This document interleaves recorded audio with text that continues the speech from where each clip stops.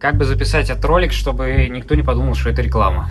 Ну, давайте также по классике. То, что я сейчас вам покажу, это говно, этим не пользуйтесь, это фигня собачья. А теперь к делу. Богдан. Сейчас у нас в России какая проблема? Что сложно что-то оплачивать за рубежом. Я очень долгое время перебирал всякие варианты. Естественно, самый популярный вариант — это там карта Казахстана, например, да? Но я такой подумал, я вроде бы за рубежом не так часто плачу, я там покупаю довольно-таки точечно. Поэтому я был готов к переплатам разным реселлерам и разных услуг. А если там сопоставить с тем, что нужно сделать сейчас, в 2025 году для получения карты Казахстана, то есть мы не говорим там о 2022 году, о 2023 году, где это было плюс-минус реально, даже не выезжая из России. Я рассказываю свой пример. Я получил ИИН здесь, вот в Москве, то есть не выезжая из России, где-то в конце 2024 года. Там надо было записываться за 4 месяца до, то есть я записался, когда карту еще можно было оформить. Когда я пришел и получил ИИН, карты уже нельзя было получить. Вот такая вот прекрасная история. Сейчас их там выдают что-то на год. Есть какие-то разные уловки, чтобы это было не на год. Но, короче, сложностей море. Вот. Но я продолжал искать разные способы. Может, можно как-то это сделать подешевле. Пик моего поиска пришелся на тот момент, когда я был в Турции. И у меня с собой была только наличка. Эта наличка начала подходить к концу. И я подумал, вот хотелось бы все-таки иметь при себе, допустим, какое-то платежное средство на всякий случай, чтобы если наличка закончилась, мы просто не пропали вот в Турции, чтобы мы смогли отсюда уехать, грубо говоря. И что я нахожу? Напоминаю, это не реклама абсолютно, вообще. Поверьте, мне очень самому жаль, что это не реклама. И если бы они ко мне пришли и там дали денег, я бы только забыл. Вот, я набрел на сервис, который называется «Плати по миру». В чем фишка этого сервиса? Вы заходите в приложение, открываете карту, в моем случае это стоило 2000 рублей, сейчас это стоит 3000 рублей, и будучи в Турции, я такой думаю, ну пофиг, попробую. Даже если меня там обманут как-то, вдруг это какой-нибудь скам или еще что-то, 2000 мне, мол, не жалко, вдруг сработает. И вы не поверите, все успешно получилось. То есть суть в чем? Это у нас приложение в Телеграме. Вам предлагается на выбор на данный момент 3 карты. Когда я покупал, там была только одна, сейчас уже 3 карты на выбор. Вот, поближе, чтобы было видно. После того, как я купил карту, у меня просто появилась в мини-апе карта. Тут есть все реквизиты, ну уж извините, показывать я вам их не буду. Карта оказалась долларовая. На самом деле сервисов, которые по дешевке представляют вам виртуальные карты, достаточно много. Фишка этого сервиса: эту карту можно было привязать к Apple Pay, чтобы условно я там пришел в условный Starbucks и купил себе чашечку кофе, например. Но справедливости ради, я так и сделал. Для теста карты я купил себе чашечку кофе в Starbucks. И представьте мое удивление, когда я вот только что вот просто на пути к этому Starbucks иду в Телеграме, оформляю эту карту.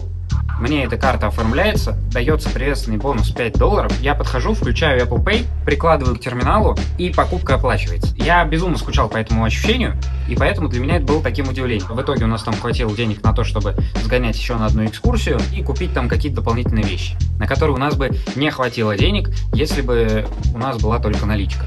То есть для меня этот сервис оказался спасением, поэтому я вот решил поделиться и рассказать об этом вам.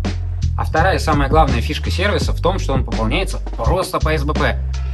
Вам ничего не нужно, никаких манипуляций, ничего, просто по СБП со своей карточки, вот условно там Тинькоффе, перекидываете денежку, и все, она у вас в долларах на этой карте. И сразу же после того, как я по СБП перевел, я прикладываю к терминалу и все оплачиваете. Я оставлю ссылку на этот сервис в описании, либо в Телеграме. То есть я выкладываю на разные платформы, там где-то кликабельные ссылки, где-то нет, поэтому ищите либо в описании к ролику, либо у меня в Телеграм-канале. Вот. Там вам нужно будет просто кликнуть на кнопку «Выпустить карту», вы выпускаете карту, и дальше благополучно ее добавляете в Apple Pay. Вот. Чтобы добавить ее в Apple Pay, вы просто в настройки там условно в iPhone или Android заходите, прямо в настройки, жмете в настройки кошелька. Я вам, если честно, не подскажу, как это происходит на Android, а расскажу, как это происходит на iPhone. Вы заходите в настройки, заходите в раздел Apple Wallet, там жмете «Привязать карту к Apple Pay» и вводите ваши реквизиты, которые у вас указаны в приложении на этой карте. Буквально через секунду вам придет код на почту, вы этот код просто вводите, все, у вас есть Apple Pay на телефоне. То есть давайте подытожим. Главные плюсы сервиса в том, что раз, вы можете оплачивать покупки виртуально. Это могут многие сервисы. 2. Вы можете привязать эту карту к Apple Pay и платить физически, находясь в магазине. Такой функционал далеко не у многих сервисов есть. 3. Вы пополняете просто переводом по СБП с любого банка. Такого функционала я, если честно, до августа 2025 года не видел ни у кого. Теперь немножко о минусах. Минусов тут, наверное, я 3 подскажу. Первый и самый главный минус – очень плохой курс обмена. То есть на постоянке такой картой не попользуешься, но как такая бэкап-карта, которая лежит на всякий случай и на которую в любой момент можно пересылать деньги простым способом, я считаю это неплохо. Даже если посчитать с учетом моей переплаты за валюту, которую я покупал наличкой, все не так даже и плохо, но могло быть и лучше. Вот. Второй минус, то что карту привязать к Apple Pay или Google Pay простым способом можно только один раз. Не знаю, пофиксили они сейчас это или нет, но на момент октября этого года нет. Что когда вы первый раз привязываете Apple Pay, у вас приходит код на почту. Когда вы хотите привязать эту карту к Apple Pay на каком-то другом устройстве, код у вас уже никуда не придет. Но, справедливости ради, через поддержку спустя 2-3 дня у меня получилось привязать карту как к новому телефону, так и на часы, так и на Mac, чтобы какие-то подписки там оплачивать. То есть в целом-то это все не проблема.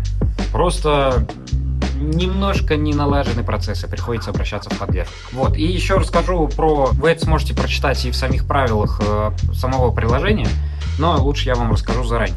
То, что с этой карты нельзя платить в казике, делать ставки и отправлять переводы денег, и покупать крипту, и покупать акции. Карта должна быть использована исключительно для того, чтобы что-то покупать. Через эту карту нельзя зарабатывать, нельзя играть в казино и нельзя кому-то другому перевести деньги. И получить деньги на эту карту, если не ошибаюсь, нельзя. Только по СБП.